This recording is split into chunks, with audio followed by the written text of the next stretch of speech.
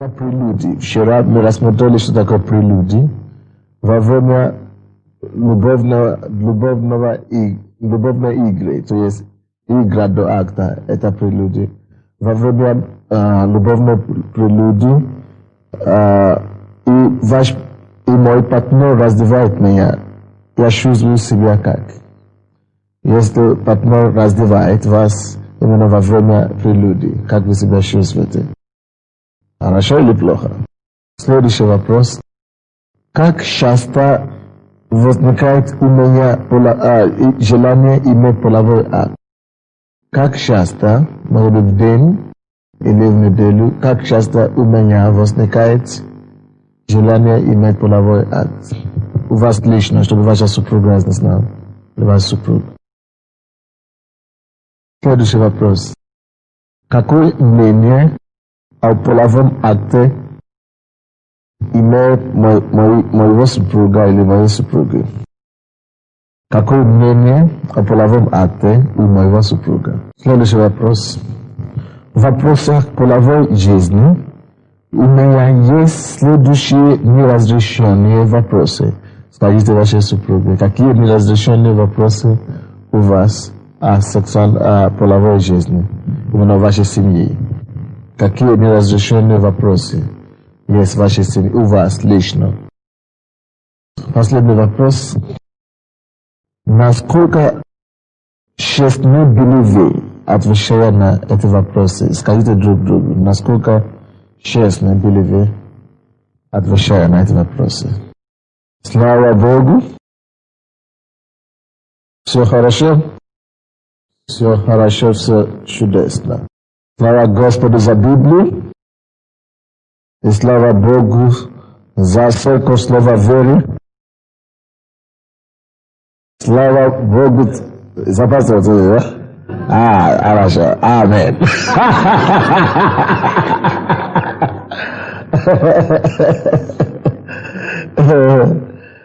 Ну что ж, есть некоторые вопросы важные, которые я бы хотел, чтобы мы с вами рассмотрели сегодня.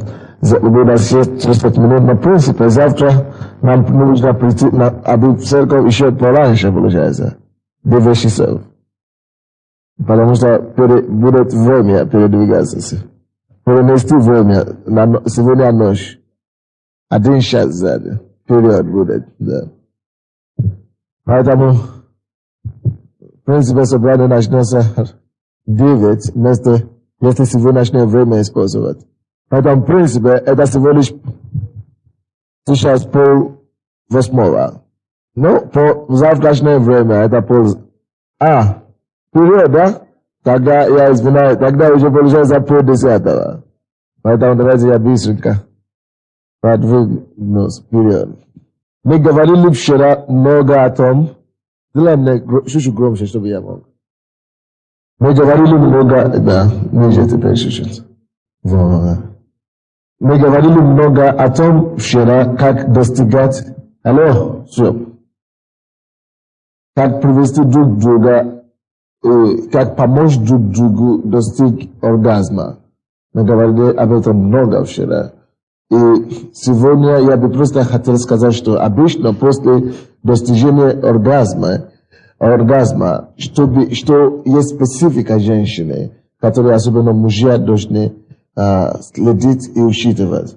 Обычно женщины или сестры наши считают мужчины, которые сразу после достижения эякуляции или своего оргазма, даже ее оргазма, который уходит в постели, который поднимается и убегает. Или, они считают в основном и грубиянами, да, или как бы, грубиянами. То есть это грубо, так относится к жене, тем более.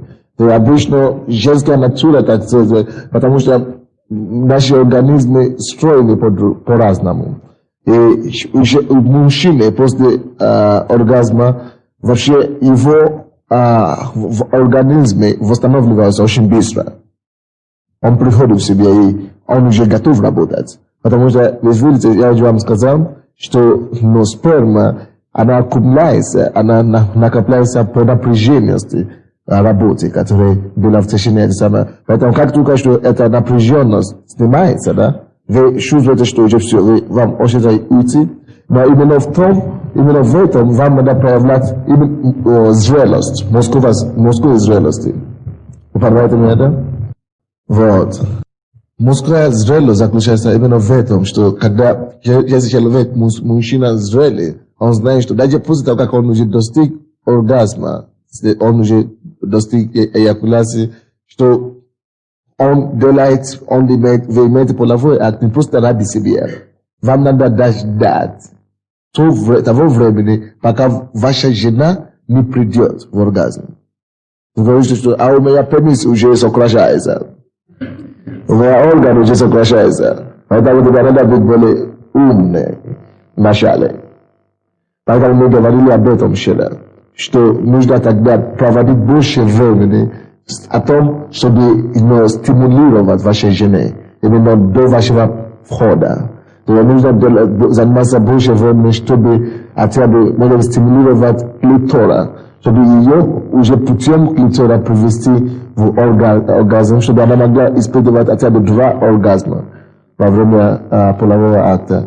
Это нормально, чтобы женщина испытывала хотя бы 2 раза или 3 раза оргазма во время полового акта. Иногда даже вы уже устали, но то, что можно делать в такие случаи, вы можете просто поменять, может быть,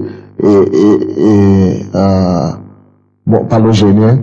И даже если у вас есть проблемы у некоторых мужчин, которые, может быть, у вас есть ранняя эякуляция, если у вас уже сократился пенис в это время, что вам нужно делать? Вы все равно можете продолжать, но помочь вашей жене получить наслаждение через секс. Вы выходите из влагалища и вы продолжаете сексуальное действие не путем пениса, а стимуляцией рукой, допустим. И вы поддерживаете ее именно в этом направлении, хотя бы клитора, или в районе входа в влагалище. Вы понимаете меня? И вы можете это делать, поддерживать несколько минут, может быть 20 или может быть 10 или 5 минут, пока вы не наберете силы еще раз, пока вы не придете в себе. Некоторые мужчины, для того, чтобы они могли прийти в себя еще раз, надо помощь жене. Поэтому иногда жене надо тоже стимулировать орган мужа, чтобы он мог восстановиться. И иногда необходима лубрикация. Лубрикаты, да? Или как по-русски? Нет, да? Хорошо, это значит, какой-то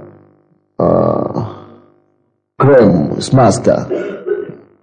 Масло или что-нибудь. Масло. Не важно. Вы понимаете меня, да? Да, мазь. Чтобы просто либо это, либо... есть разные способы, которые женщины должны знать, как возбуждать своего мужа. И чтобы он мог вернуться хотя бы до какой-то степени в себе и мог продолжать привести жену в чувство. Даже после того, как ваша жена уже достигла оргазма, вы не спешите подняться с постели, не спешите уйти с постели, поддерживайте ее. Вы знаете, очень часто у мужчины даже, он не то, что не хочет продолжать обнимать жену, он даже часто не хочет даже остаться на постели. Ты не хочешь это делать, твоя плоть не хочет это делать, но дисциплина половой жизни заключается именно в этом. Твоя плоть не хочет, но твой дух, потому что ты взрослый человек, ты понимаешь, что тебе надо еще поддерживать свою жену. И если вы это делаете, если вы относитесь правильно, и вы привели вашей жене к оргазму, обычно 100% у женщины, она скорее всего либо уснут, либо просто отдохнет, потому что действительно она достигла кульминации, вершину, либо она скажет тебе спасибо, или я люблю тебя, или она выразит тебе, потому что в это время, именно в это время она получает чувство самоутверждения, что она женщина. А вы, как муж, вы ответственны за то, чтобы доказать вашей жене, что она женщина все время, чтобы она всегда чувствовала достоинство женское. И наоборот. И мы, женщины, тоже, вы не должны просто лежать там, как трупы, и вы ответственны за то, что ваш муж переживает оргазм или нет. Вы должны заботиться о том, чтобы привести его также в оргазм и в кумуляции.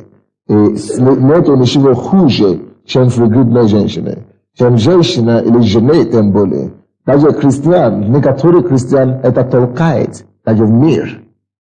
Потому что они хотят достигать оргазма, они хотят наслаждаться современной жизнью.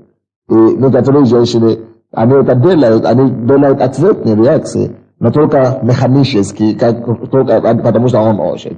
Но если в вашей душе нет, мужчина все равно это чувствует. Аминь.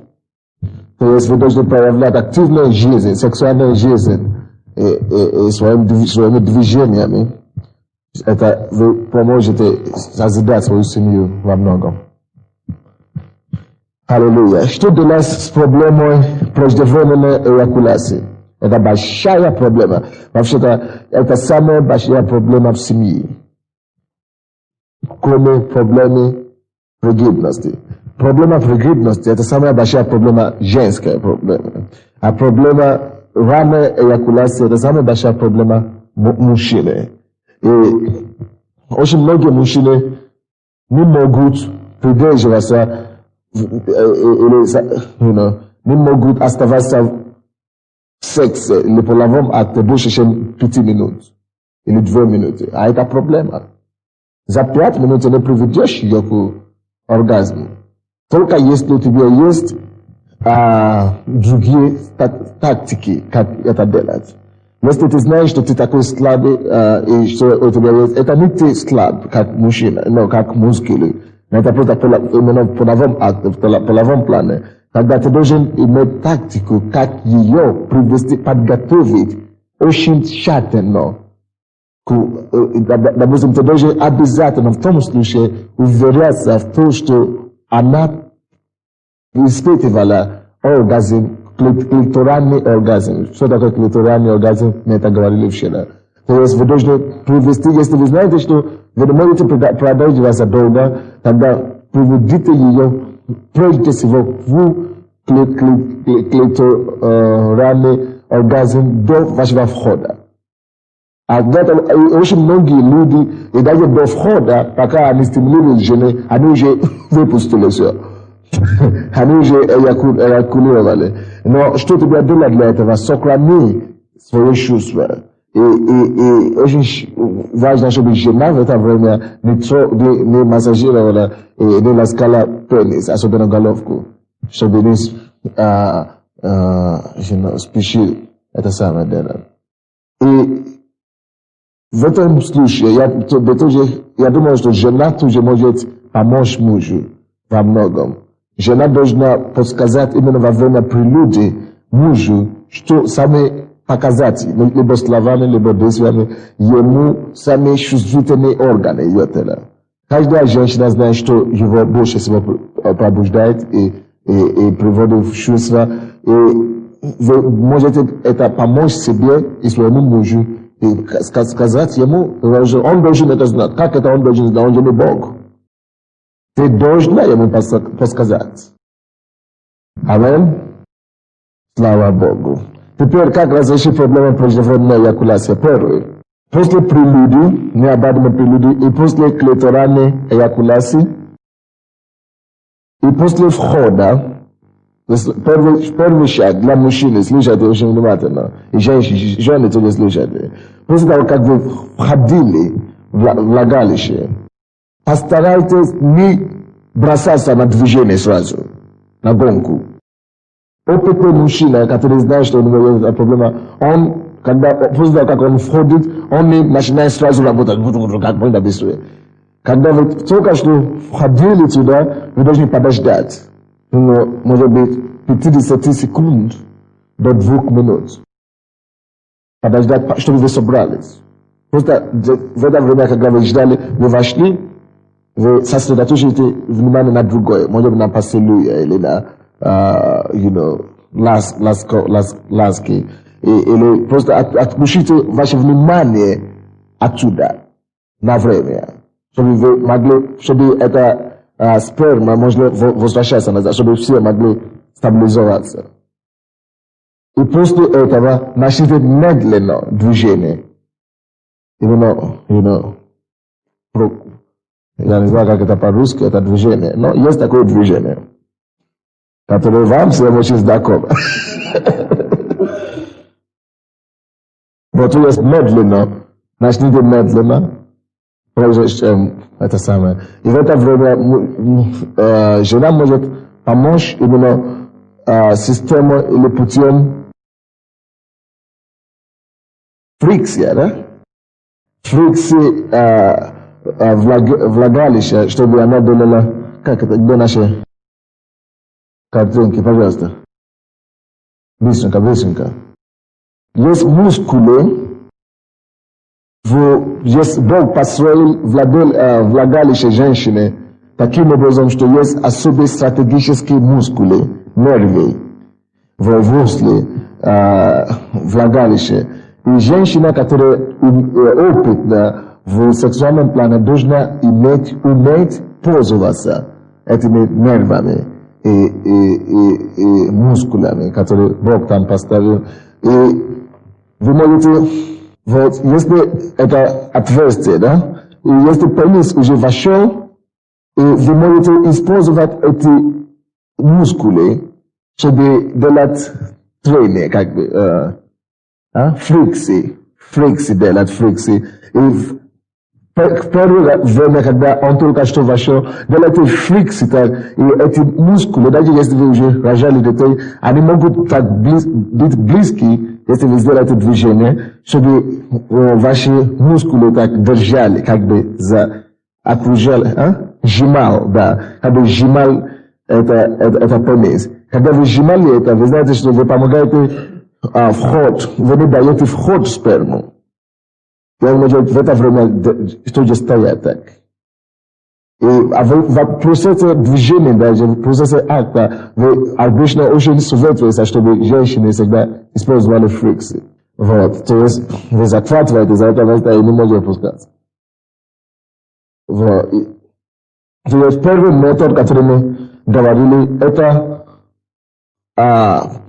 остановка после входа за несколько секунд, чтобы подождать. А потом медленное движение. Второе. Я уже это говорил. Второе, то, что нужно было, если у вас проблема ранней эякуляции, это сначала сосредоточить все ваши чувства и все ваше внимание на то, чтобы привести сначала жену к оргазму. А потом сосредоточить внимание на себе. После того, как жена уже испытывала оргазм. А если жена уже испытывала оргазм первый раз, один раз, да, второй раз оргазм испытывает уже быстрее, чем первый раз. Поэтому, когда вы сначала уже привели ее в оргазм, и она уже находится в пике, и женщина имеет способность еще продолжать. И в это время вы можете как раз войти, и когда вы входите, и вы испытываете свой оргазм, и она тоже в это время может испытывать второй оргазм, и как раз очень часто, что это может быть одновременный оргазм. А одновременный оргазм это как лучший оргазм, потому что получается, что вы оба достигли пик одновременно. И очень часто после этого мужчина уже все устал. Но после даже одновременного оргазма обычно у женщины есть разные потребности у женщины, но не спешите, поэтому отойти. Обычно у женщины возникает еще желание. Если вы видите, что вы уже устали в это время, тогда помогите ей и приведите ее в оргазм клиториально. Окей. Или дайте ей прийти вверх. Меняйте движение, пускай она, или просто меняйте движение каким-то образом. И следующий путь, как можно замедлить эякуляцию. Жена, это уже то, что жена может делать, чтобы помочь. Жена может помочь в том, чтобы не стимулировать пениса, органа мужа до входа. Вы можете, ласкать его, все остальное место, но особенно это головку можно не стимулировать.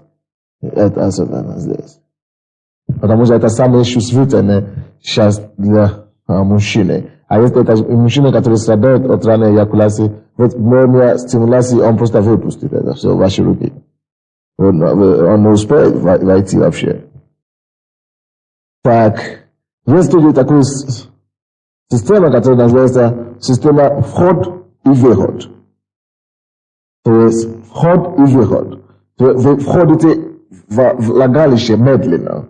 Вы чуть-чуть проникает и останавливается. Вы не выходите полностью из влагалища, все равно ваш пенис там, но чтобы глубоко сразу не, именно вы входите, останавливаете и еще, и ходите, останавливаете и до того, как войти полностью. Вы медленный процесс через вход-выход. И я думаю, что последний, еще что может помочь таким людям, это если женщина будет вверх, наверх.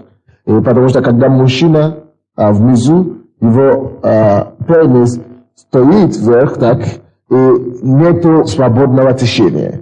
То есть это все равно тяжелее подняться так, чем спуститься так. Но очень часто женщины должны тоже заметить себя, что когда они вверху, очень часто они начинают делать эмоционально так, много движений, они не помогают мужу таким образом. Вы можете, если вы вверху, вы тоже медленно так начнете, или может быть, пускай он делает движение больше. Может быть, если потом мы ответим на вопросы, которые, может быть, есть в этом направлении. Хорошо? Вот. Есть еще другая проблема. Это проблема поздняя эякуляция для мужчины. Я упомянул об этом вчера, но поздняя эякуляция, вообще-то, это редкая такая проблема. Что значит поздняя эякуляция? Это когда мужчина не может достигнуть кумуляции, он не может достигнуть оргазма, он не может эякулировать, он не может выпустить спермы. И это большая проблема, потому что у врачей нет выхода на эту проблему. Это проблема. И, допустим, однажды были у меня в офисе одна женщина, вообще-то она вынуждена, она верующая, она вынуждена, может быть, даже это из-за этой проблемы она покаялась. Она вынуждена убежать от мужа. И обычно женщины, которые убегают от мужа, не потому что мужья лев или зверь. Они говорят, что он зверь, что-то. Он не удовлетворяется. Это именно потому что мужчина имеет проблему позднего эякуляции. Если это у человека есть проблема поздней эякуляции, он может заниматься любовью 4 часа, 6 часов, и он не может достигнуть оргазма. Это редко, но есть. И эта женщина мне начала рассказывать, что если они начали, допустим, заниматься любовью 10, до 5 утра, даже если она спала, он не может просто остановиться. Она чуть не задохнула очень часто. Потому что он не может просто выпустить. Это большая проблема. Врачи не могут, потому что они говорят, что эта проблема не больше, не очень медицинская, как психологическая проблема. И нужно исцелить, это как фригидность. Нужно исцелить душу человека в том числе. Нужно ему помочь психологически. Но самый лучший способ помочь такому человеку это через молитву. Ему надо найти помазанного проповедника, чтобы помолиться за него и отпустить его на свободу. Стакан сметана, слава Богу. Да, может быть. Может быть, это поможет. Кто-то говорит, что сметана и еще есть такие, кроме сметана еще что есть. Йогурт. Может помочь таким людям. Кефир. Ну, такие вещи. Но такой только чуть-чуть. Хорошо. Теперь давайте быстренько пойдем дальше. Посмотрим вопрос Ну, предохранение беременности. Или как это называется? Да, беременности. То есть противозачаточное средство. Какие есть способы противозачатия, которые есть? Я хочу сказать, что здесь у меня два вида вообще-то, основные такие. Противозачаточные методы делятся на два метода. Первый метод – это метод, который позволяет еще иметь детей в любое время. Второй – это нормальный метод. А второй метод – это необратимый метод. Когда делают операцию или что-то подобное, и после этого уже никак человек не сможет иметь ребенка.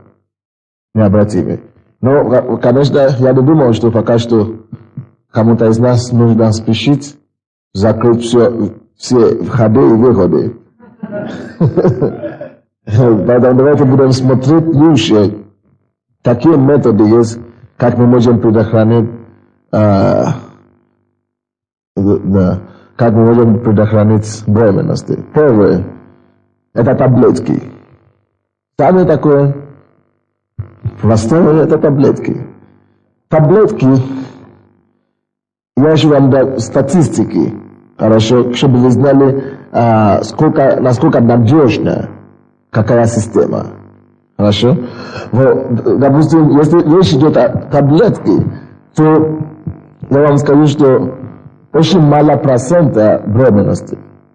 Не то, что меньше 1%. Допустим, если мы возьмем 1000 женщин, да, беременности из 1000 может быть от 1 до 5 человек. Из 1000. Не из 100. Но из 1000 от 1 до 5 человек. Женщин могут беременеть, если они используют таблетки. Практически невозможно беременеть. Это почти 100%. Для дальнейшего прослушивания переверните, пожалуйста, кассету на другую сторону. Это почти 100% такой способ. Но здесь вы должны также знать, что есть разные таблетки, так? Есть разные категории. И поэтому, если вы хотите использовать, лучше советоваться с вашими врачами, сексологисты. Ну, гинекологи не очень часто, гинекологи, они не занимаются этим. Они могут это, но на Западе это не гинекологи. Гинекологи, они просто занимаются лечением, это самое. А есть тоже сексопатологи, есть специалисты по сексу. Короче, хорошо, не важно. Короче, с врачом советуете, какой, да, или в аптеке. Советуется, какое это самое, будет таблетки лучше. Но с самого начала, когда только что появились таблетки, они имели разные виды, эффектов, да. Побочные эффекты. И какие побочные эффекты есть? То, что, допустим, женщины иногда становятся полнее, и нарушения очень многие происходят. Но это в примитивных таблетках. Сейчас, после того, как технология уже начала развиваться, со временем, каждый год усовершенствуется, делается, производят лучшее качество, качество это таблетки. И можно найти нормальные, но все равно есть эффекты. Это именно самый большой минус этого метода. В том, что все-таки есть эффекты. Но даже при последние современные таблетки эффекты есть. Но может быть минимальные, но есть. Какие? Но эти специалисты говорят, что по-любому, даже при самом опасном таком эффекте, что они меньше опасны. Таблетки менее опасны, допустим, чем курение для женщины. Таблетки менее опасны, чем курение. И таблетки менее опасны, чем вождение машин. И таблетки менее опасны, чем, даже swimming, what do you call it, плавание. Менее опасно, чем плавание. То есть не страшное такое болезнь. Именно если хорошие таблетки. Второй метод предохранения. Это презервативы. Но я бы хотел здесь включить презервативы с лубрикатами. Но вы говорите, что вы не знаете, что это как с пеной, как бы с этой, да, массой. Не они все такие, советские не такие. И они индийские тоже не такие. Вот. Вот, короче, это самый такой, самый распространенный тип противозачаточный метод. Это самый распространенный. Ну что ж, какие-то проблемы. Здесь нету эффектов после. Вот. Нету таких эффектов. И тут то, что мне нравится тут. Потому что я жалею женщин обычно. Обычно люди, мужчины, они обычно насчет презерватива или насчет противозачаточных методов, они хотят, чтобы только женщины заботились об этом. Ты найди, что ты хочешь, найди. Но теперь в презервативе именно мужчина должен что-то делать. Не женщина, слава Богу. Что есть ответ такой метод. То есть тут ответственность берет на себя мужчина. И вы знаете, что такое презервативы, да? Кто не знает? То нельзя описывать, что это значит, как оно выглядит. Хорошо. И желательно, конечно, чтобы использование презервативы были разовые. Да, есть такие особые. Что же? А что, что, вы что, не раз? А как еще может быть? Неужели некоторые стирают?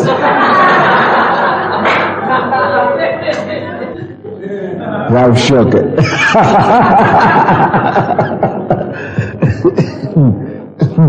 Да, есть специальные такие презервативы, которые делают именно специально, которые можно многоразовые. Но, да, но это очень редко, и это на Западе, это в Америке. Но люди все равно не используют. Они все равно используют, но только все равно один раз. Здесь нету таких. Потому что если вы используете несколько раз, да, для меня это грязно. Во-первых. Во-вторых, может быть, дырки появиться или что-то подобное. Ну, конечно, это не опасно, потому что здесь, какая результативность здесь есть, какая гарантия здесь. Это, как вам сказать, возможно, здесь это 1% только. 1%. 10 женщин могут беременеть из 1000. Из 1000. 10. Может, это максимум. То есть очень редко. И эти 10, в основном, это те, которые, наверное, 2 раза использовали.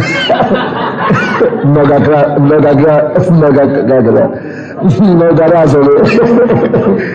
Это те, которые пошли на многоразовые это самое.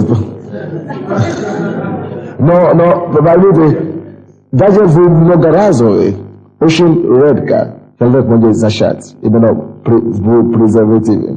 Но если человек использует нормальный презерватив, даже если есть маленькие дырки, да, и проникновение есть, даже если спермы чуть-чуть входят, то шансы беременеть, это может быть, говорят, что это 1 в 3 миллионов шансов.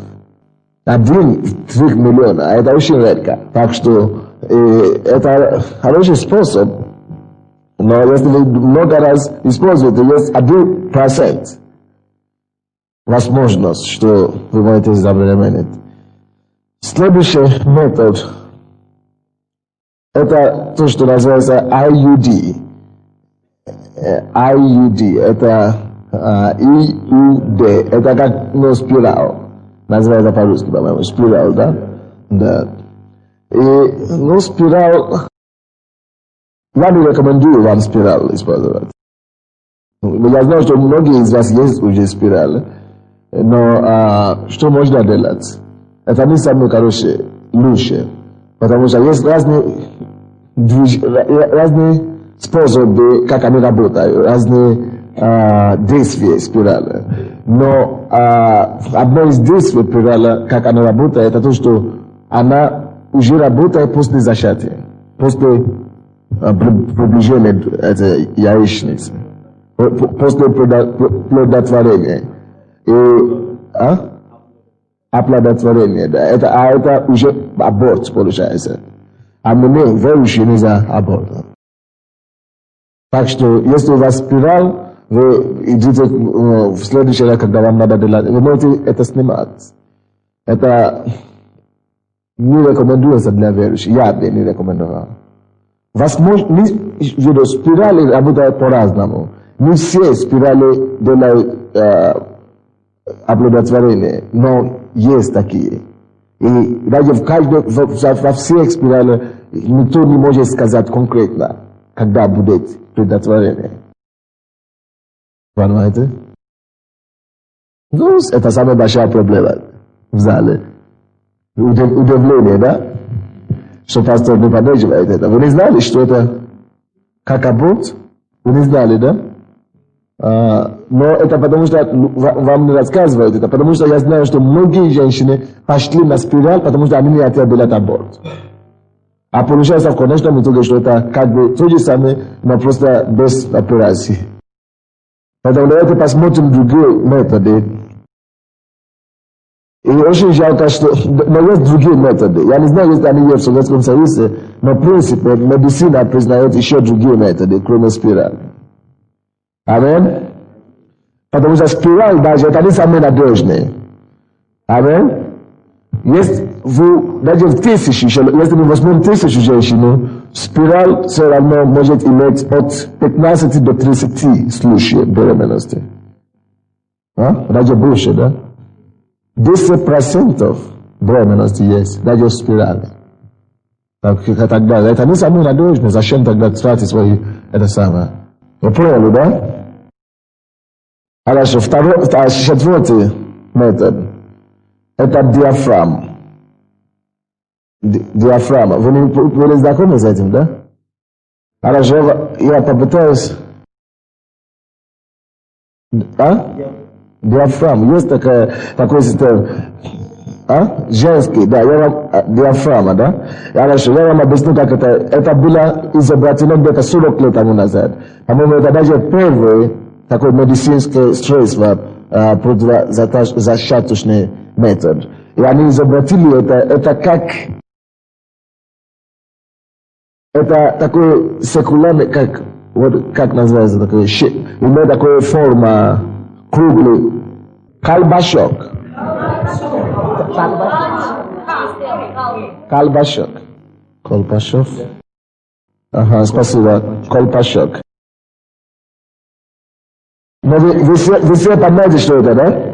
Кто может нам объяснить, как это выглядит? Как это используется? Кто знает? Хорошо, вы не знакомы с этим, да? Да, давайте, дай мне это самое. Хорошо, тогда послушайте. Короче, как я понимаю это. Это колбашок, да, это имеет круглый, это самое, и, по-моему, должны иметь что-то как сумка, маленькая сумочка так. И, да, послушайте. И нужно это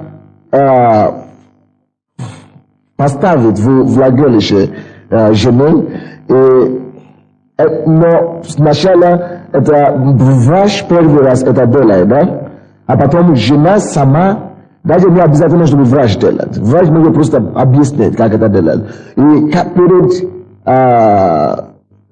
актом жена сама, несколько минут до акта, как в день, целый день можно даже, жена сама ставит это сама. И после акта ощущает, и выбирает. Очень просто. И это не очень тяжело. Вам надо заинтересоваться в этом. Потому что это просто удерживает сперму войти в утерус.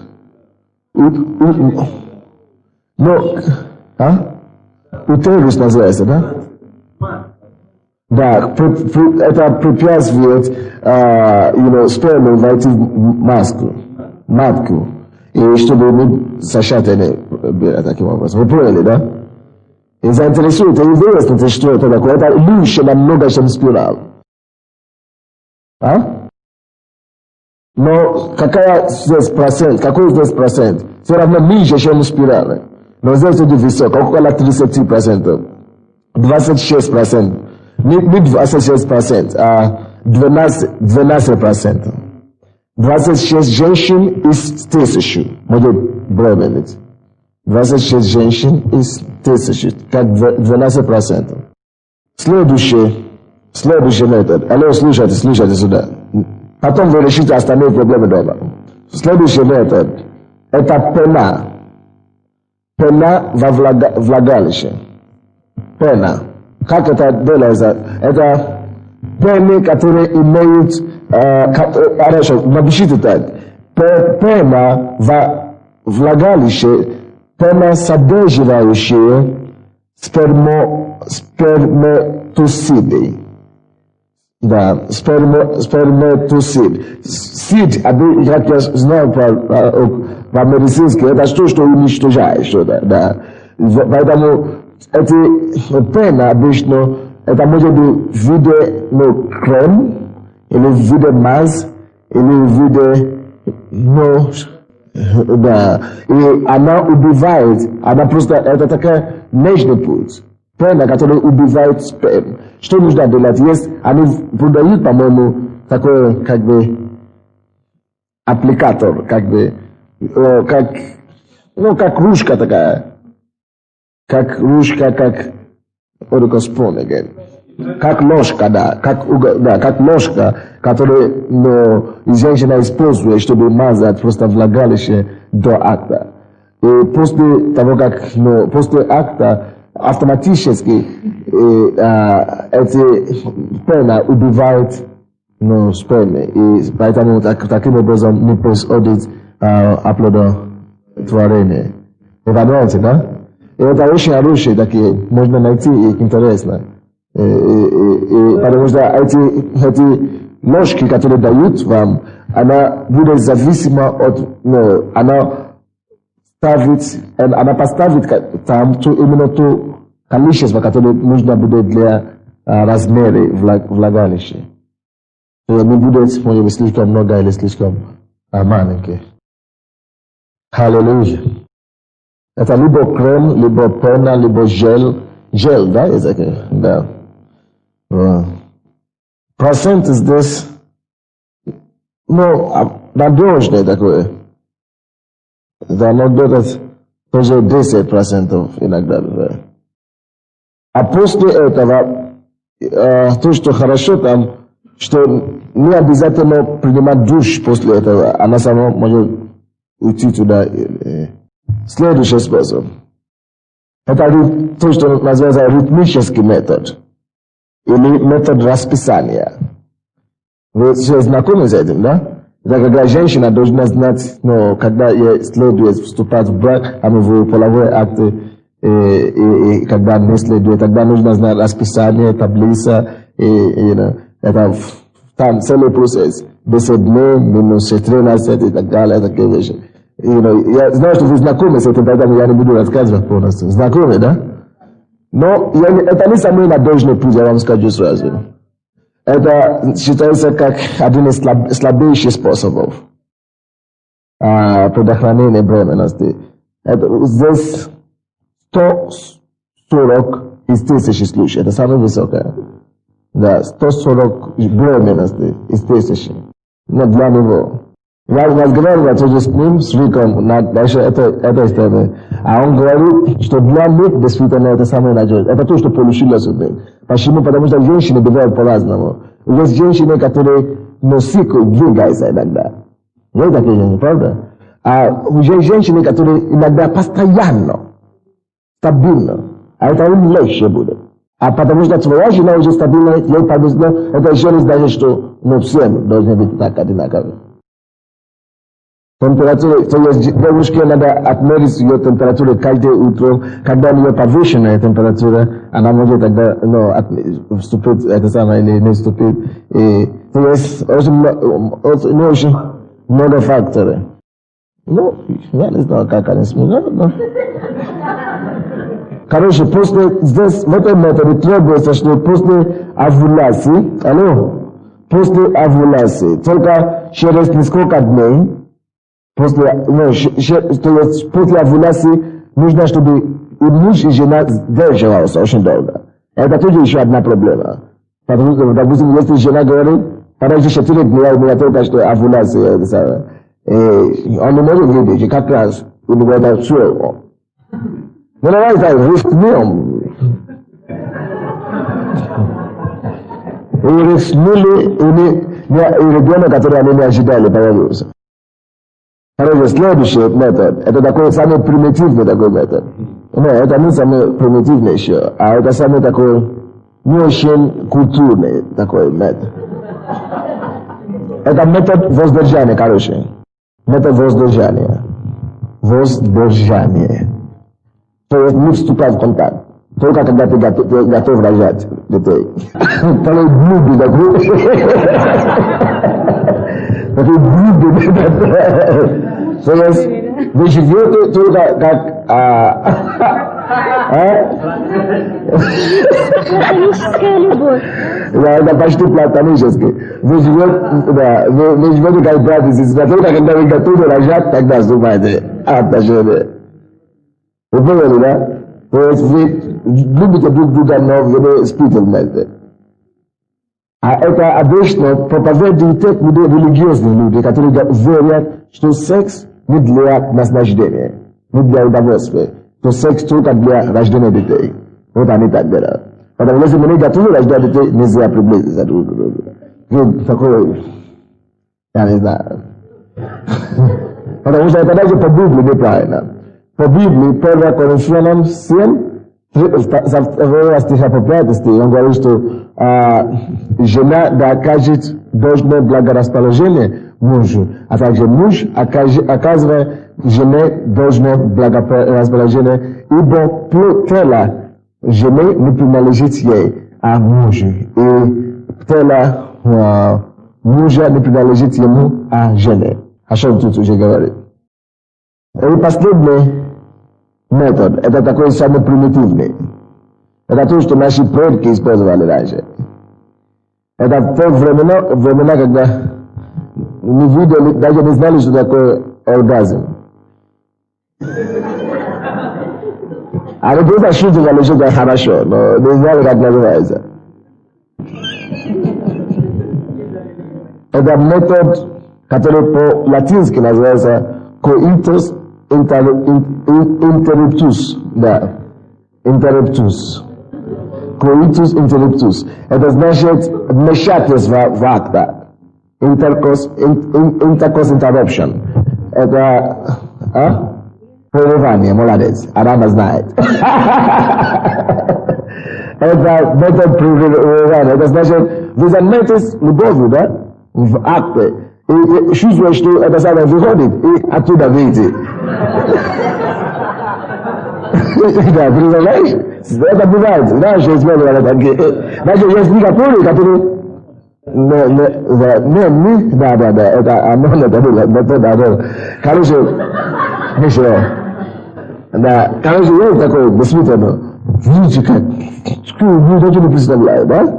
Что это, потому что время эякуляции, это считается самое такое, пик. И именно во время пика, как школьники, которые это было беззаконно. И не знали, что такое презерватив, и пытаются что-то избежать с беременности. То это самое такое примитивное, конечно. Потому что это? Тут видно, что, потому что удовлетворение будет почти ноль. Уровень удовлетворения друг друга. А здесь самый высокий уровень беременности. Здесь сколько там получается? Да, около 400 тысяч. Почему? Потому что обычно то, что эти люди не знают, в том, что до того, как сама эякуляция сдвинет, обычно есть чуть-чуть, который, да, капли, да.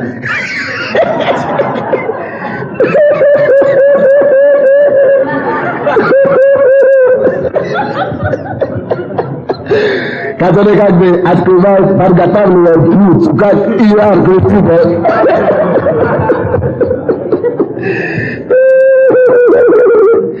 Я что-то, который подготавливает путь. А когда он выходит, незаметно. Незаметно. Это уже, обычно это уже туда попадало. Прежде чем вы заметили, что у вас эякуляция идет. Да, вы уже это все туда пустили, а потом вы только тратите вашу силу, чтобы потом убрать опять. Вы как мучите себя, в конце концов. Вы поняли, да? Вот это все методы, которые у меня есть здесь. Так что выберите себя.